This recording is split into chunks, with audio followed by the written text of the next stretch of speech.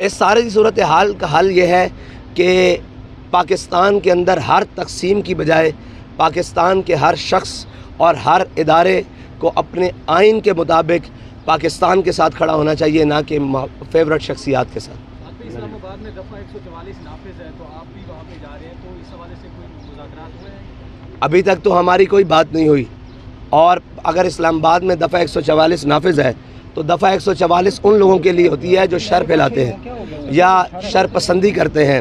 الحمدللہ ہم کراچی سے چلے ہیں، سندھ، اندرون سندھ، اور آج ملتان کی سرزمین پہ ہیں، نہ ایک پتا ٹوٹا ہے، نہ کسی کو کوئی جناب ہم سے تکلیف ہوئی ہے، بلکہ فصلیں آم کی پکی ہوئی، باغات پکے ہوئے، ہمارے کارکنان گزر کے آئے ہیں، دکانیں کھلی ہوئی، بازار کھلے ہوئے، ریڑھی بان اپنی ریڑیاں فروٹ لگائے ہوئے، ہم گزر کے آئے ہیں۔ کوئی ایک شخص بھی یہ شکایت نہیں کر سکتا کہ یہاں ان لوگوں نے ہمیں کہیں تکلیف پہنچائی ہے۔ آپ یہ دیکھتے ہیں کہ الیکشن کب تک ہو رہے ہیں؟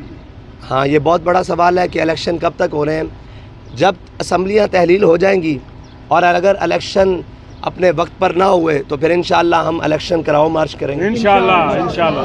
اچھا، الیکشن کے حوالے سے آپ کی کیا تیاری ہے؟ دیکھیں، الیکشن جب آئے گا تو ہم انشاءاللہ تیار ہیں، اگر اپنے وقت پر ہوا تو انشاءاللہ مکمل تیار ہیں۔ مکمل تیاری کے علاوہ ایک تاثر یہ بھی ہے کہ آپ صرف اس کو جماعت کو صرف علماء تک محدود رکھے ہوئے ہیں۔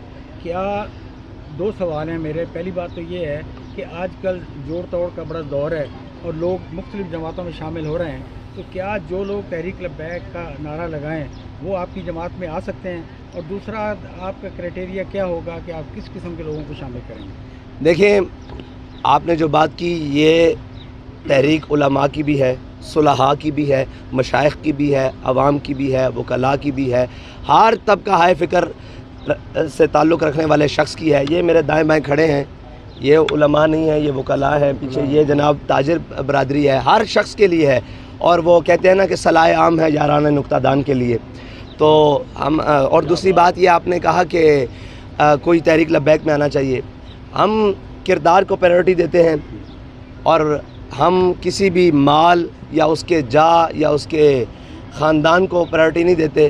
اگر وہ کردار کا صاف ہے، وہ جو شخص بھی ہے، جیسا بھی ہے، انشاءاللہ ہماری تحریک میں وہ آئے، ہم اس کو عزت بھی دیں گے، مرتبہ بھی دیں گے، کمپنسیٹ بھی کریں گے۔ آپ کیا سمجھتے ہیں کہ ملک میں اس وقت جو حالات چل رہے ہیں آپ کے سامنے، اور آپ کا یہ مارچ جو ہے یہ کیا نتائج اس کے سامنے آ سکتے ہیں، آپ کیا سمجھتے ہیں؟ اور دوسرا یہ بتائیے گا کہ جو پاک فوج اس ٹائم جو حالات ہوئے ہیں، آپ کا کیا پیغام ہوگا پاک فوج کے حالات؟ دیکھیں، جو ملک کے اس وقت حالات ہیں وہ آپ کے بھی سامنے اور میرے بھی سامنے ہیں۔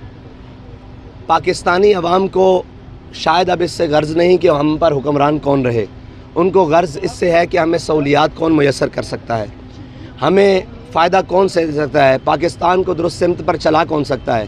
اور ہمارے مارچ سے کم از کم یہ تو فائدہ ہوا ہے کہ آپ جب پیٹرول پمپ پر جاتے ہیں تو آپ کو پیٹرول سستا ملتا ہے، جب رکشے والا ایل پی جی کی دکان پر جاتا ہے تو اس کو 400 روپے کم، 390 روپے، 360 روپے کم سستی گیس مل رہی ہے۔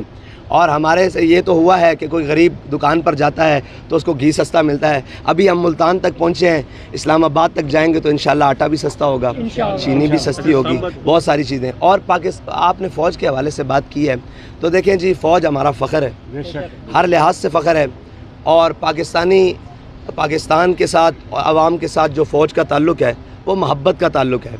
رہی بات سیاست میں اور رہی بات ان معاملات کی، تو دیکھیں ہم نے بھی بہت سارے اس ملک میں 5 کریک ڈاؤنز کا سامنا کیا ہے، ہماری شہادتیں بھی ہوئی ہیں، لیکن ہمیں اپنے اور بیگانے کی تمیز رہی ہے۔